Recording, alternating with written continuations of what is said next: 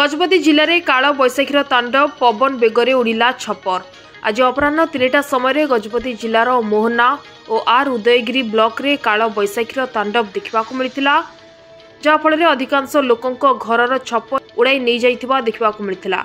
लोके नाही नथिबा असुविधार सम्मुखीन होउछंती।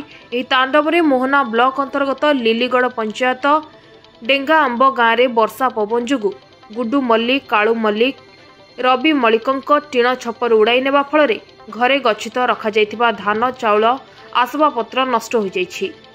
सेमिति are Udayagiri block Ramgiri गाँव में प्रसिद्ध माँ कुरेईशुणी मंदिर परिसर रे थिबा युवक संघ गृह संपूर्ण टीण छपर उड़ाई नहीं।